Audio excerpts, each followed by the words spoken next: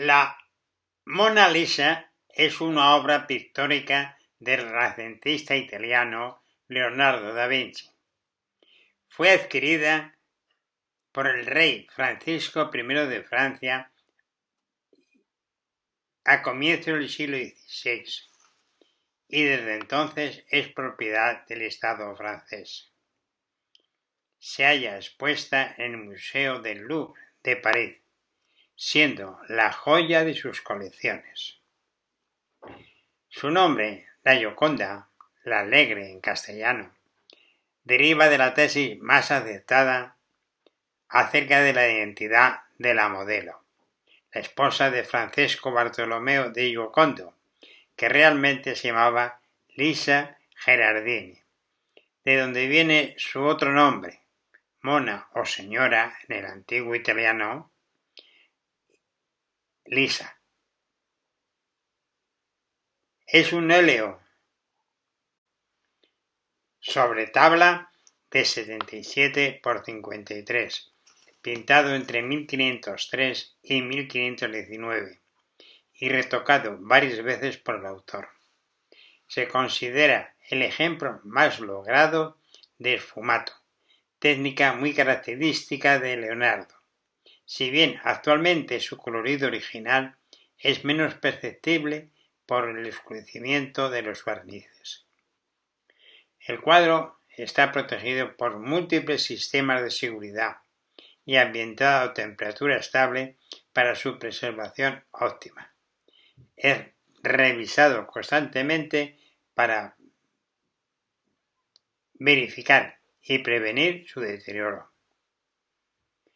Por medio de estudios históricos se ha determinado que la modelo podría ser una vecina de Leonardo y que podría haber estado embarazada por la forma de sus manos. Pese a las suposiciones, la respuesta en firme a varios interrogantes en torno a la obra de arte resultan insuficientes, lo cual genera curiosidad entre los admiradores del cuadro. La fama no se basa únicamente en la técnica empleada en su belleza, sino también en los misterios que la rodean. Las reproducciones realizadas, las múltiples obras de arte que se han inspirado en el cuadro y las parodias contribuyen a convertir la Gioconda en el cuadro más famoso del mundo, visitado por millones de personas anualmente. Es la última obra de Da Vinci. Después de terminar el cuadro, Leonardo llevó su obra a Roma y luego a Francia, donde lo conservó hasta su fallecimiento en su residencia del castillo de Clos-Lucé. Se sabe que pasó a manos del rey francés Francisco I, quien lo compró. Tras la muerte del rey, la obra pasó a Fontainebleau, luego a París, al Palacio de Versalles.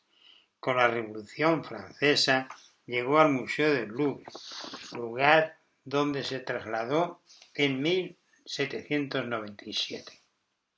En 1800, Bonaparte ordenó sacar el cuadro del museo y colocarlo en su dormitorio en el Palacio de las Tullerías, hasta que lo devolvió al museo en 1804.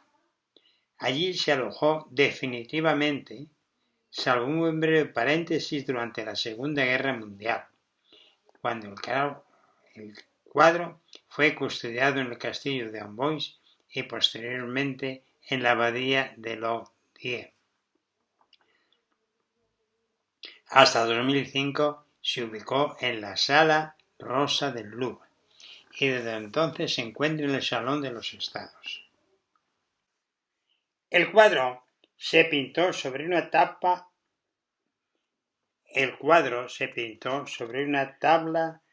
de madera de álamo, recubierta por varias capas de enlucido. Se conserva en una urna de cristal de 40 milímetros de espesor a prueba de balas y antirreflejos. La cámara que alberga el cuadro está diseñada para mantener una temperatura constante de 20 grados centígrados y 50% de humedad relativa, con lo cual se busca garantizar las condiciones para la estabilidad de la pintura. El modelo carece de cejas y de pestañas, posiblemente por una restauración demasiado agresiva en siglos pasados, en la cual se habían eliminado las veladuras o leves trazos con que la pintaron. Vasari habla de cejas. En las cejas se apreciaba el modo en que los pelos surgen de la carne, más o menos abundante, y girados según los poros de la piel. No podían ser más reales. Según otros expertos, las cejas depiladas eran habituales en las damas de alcurnia florentina. O Leonardo evitó pintar las cejas y las pestañas para dejar su expresión más ambigua, o tal vez nunca llegó a terminar la obra. La dama dirige la mirada ligeramente hacia izquierda y muestra una sonrisa considerada enigmática. Cuenta Vasari que mientras la retrataban tenía gente tocando o bailando y bufones que le hacían estar alegre para evitar esa melancolía que se suele dar en la pintura de retratos. Sobre su cabeza lleva un velo, signo de castidad y atributo frecuente en los retratos de esposas. La mano derecha se posa sobre la izquierda. Esta postura transmite una impresión de serenidad y de que el personaje retratado domina sus sentimientos. En el siglo XVI, Leonardo da Vinci pintó a Mona Lisa, buscando el efecto de que la sonrisa desapareciera al mirarla directamente y reapareciera solo cuando la vista se fija en otras partes del cuadro. El juego de sombras refuerza la sensación de desconcierto que produce la sonrisa. No se sabe si es verdad que sonríe o si muestra un gesto lleno de amargura. Sigmund Freud interpretó la sonrisa de la Gioconda como el recuerdo latente que había en Leonardo de la sonrisa de su madre. Margaret Livingston, experta en percepción visual, desveló en el Congreso Europeo de Percepción Visual que se celebró en 2005 en La Coruña que la enigmática sonrisa es una ilusión que aparece y desaparece debido a la peculiar manera que el ojo humano procesa las imágenes. Livingston recalca que los artistas llevan mucho más tiempo estudiando la percepción visual humana que los mismos médicos especialistas en el tema. Algunas propuestas sobre la modelo que pudo ser un amante del propio Leonardo o un adolescente vestido de mujer, un autorretrato de autor en versión femenina o incluso una simple mujer imaginaria. A este respecto, Sigmund Freud sugirió que la pintura reflejaba una preocupante masculinidad. Estudios que apoyan la teoría de la identidad masculina del modelo lo identifican como Gian Giacomo Caprotti.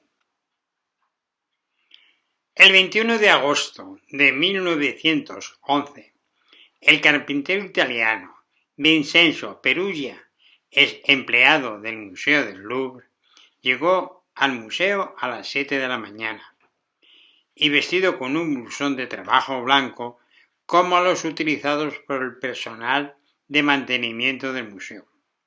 Descolgó el cuadro y a continuación en la escalera Visconti separó la tabla de su marco, abandonado este último. A continuación salió del museo con el cuadro escondido bajo su ropa, que colocó posteriormente en una maleta. Cuando poco después el pintor Louis Bérud entró a la sala para ver el cuadro, notó su ausencia y avisó de inmediato a la policía. El museo permaneció cerrado durante una semana para proceder a la investigación.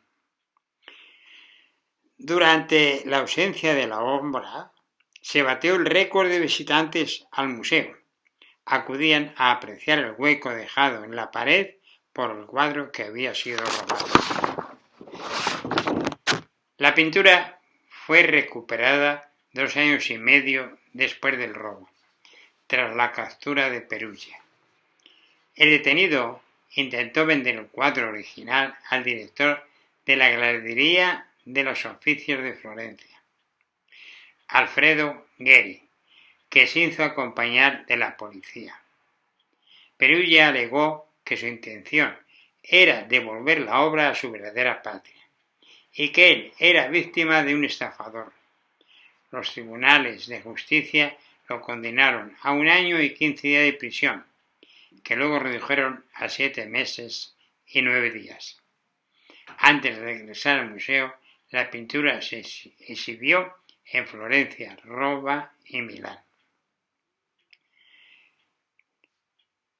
El 30 de diciembre de 1956, el boliviano Hugo Unganza Villegas arrojó una piedra contra Mona Lisa en el Louvre.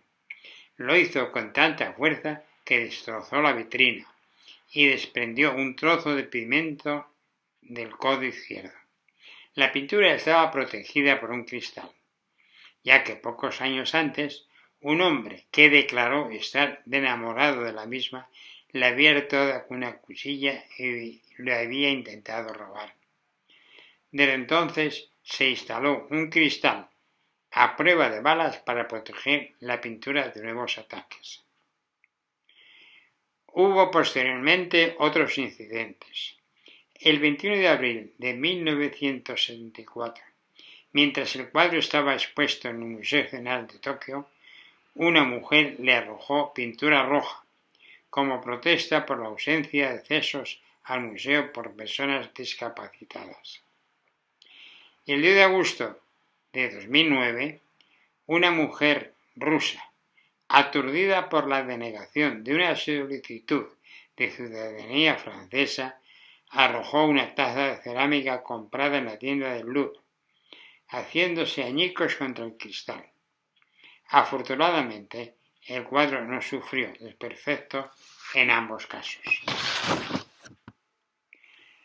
La Mona Lisa adquirió un estatus de icono cultural.